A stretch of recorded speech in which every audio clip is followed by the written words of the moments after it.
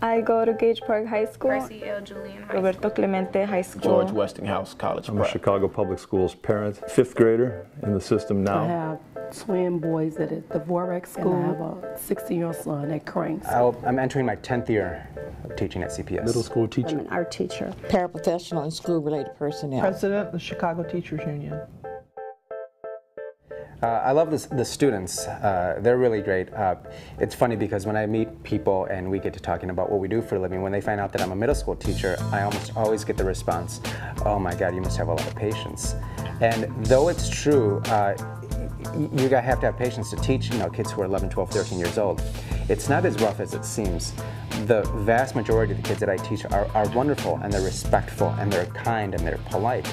Sure, you have some kids who are a little bit more difficult than others, but overall, they're wonderful kids. Teachers do more than just work in a classroom. They go beyond what they have to do. I think some students do look at teachers as role models because many of us don't have that role model. Teaching here in Chicago, we work with children who have some very difficult lives. And, what makes our tasks as educators a little challenging is trying to work through those challenges with those students with a limited resource. On the west side, I feel like the resources are not there, and everybody seems to say that they're getting the best education. To me, they're not, because I've had CPS education, and I know they could be better. But I've been around the city and been to enough schools where I realize that what my kids are receiving is way ahead of the curve. My kids have science labs, libraries, they've had art classes, things that are hard to come by in a lot of parts of town.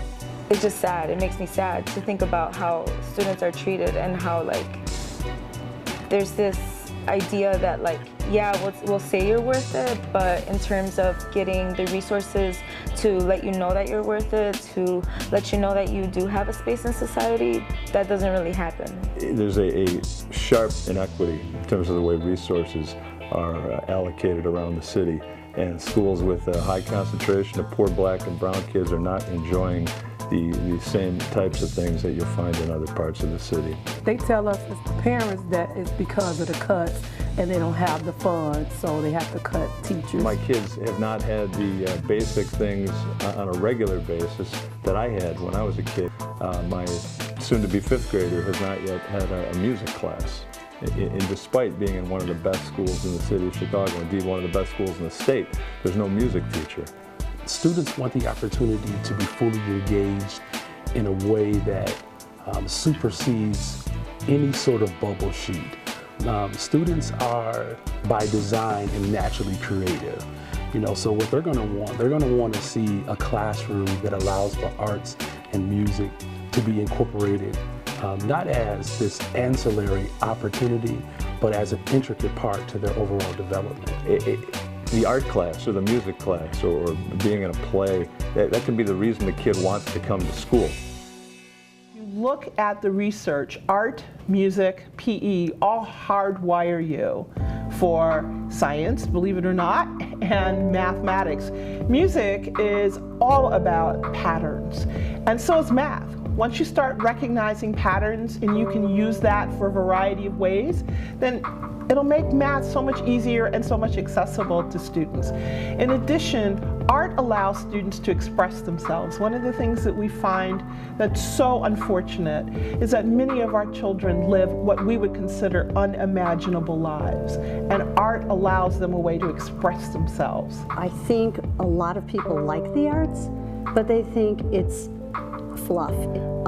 The troubled child should have this, the one who wants to be an artist should have this, but everybody else, it doesn't make sense to have it. They want people to be able to be good in math and science. They don't realize that it's not just a matter of repeating the same formulas over and over again, it's a matter of creativity, rethinking a math issue, rethinking a scientific issue. That only happens when creativity is fostered. More books. I know that sounds like really, but I would want to have more books because at Julian we didn't even have textbooks in some classes. Well, even though I can use the textbooks that were published in 1997, it'd be fantastic to have a textbook that shows that Bill Clinton wasn't the last president. I have a friend who taught 2nd grade for many years, never had air conditioning. how can she begin to concentrate on teaching her children when all she could do was trying to keep her children awake because it was so darn hot? They were melting. These poor little kids had no air conditioning. AC in part of the school, and in the other part of the school, it was just like, what is going on? The same thing for the heat. We had heat in one part of the school, and then in the other part of the school, there was no heat. And so, like, we were being tortured. It's like my freshman year for gym, we had 2 classes in there because there wasn't enough PE teachers. And there was about probably, like, I would say maybe 40, 50 students in that class. You got all these oversized classrooms, so it's kind of hard where it seems like the teacher do more discipline than teaching. When I was coming up, we had teacher assistants. So now they don't have that. When the teacher is teaching and she has a classroom of more children than she should have, a teacher assistant needs to be in there. If the class size is not going to be lowered, at least put a teacher assistant in there. I've had anywhere from 28 to 35 children, and it gets a little difficult. I don't know what studies people say that says it doesn't make a bit of difference when you put more children in the room.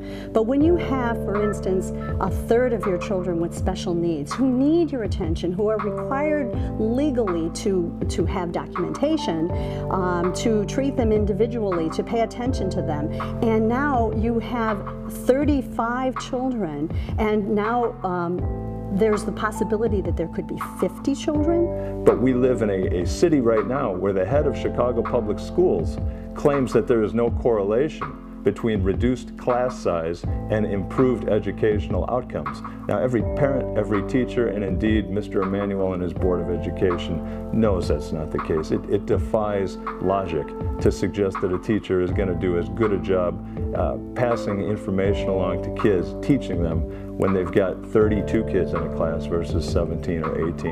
And that's why the schools where the folks who can do it send their kids to Latin, to Parker, to the University of Chicago Lab School. They're sending their kids to schools where class sizes are 16, 17, 18, 20 kids. They understand.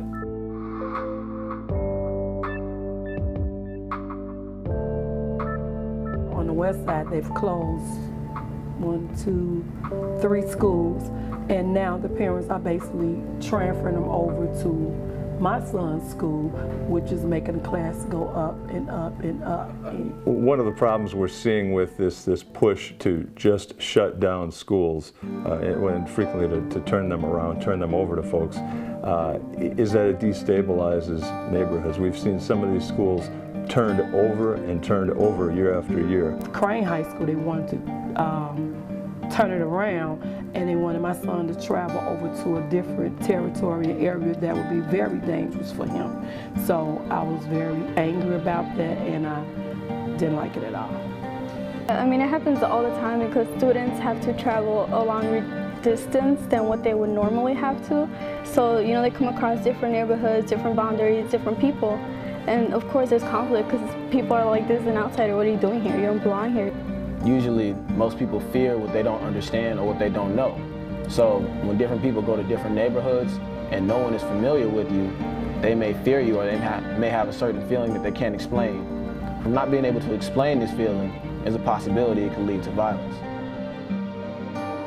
Well, I was originally supposed to be placed at Julian High School, but my counselor sent my information to Finger High School because that's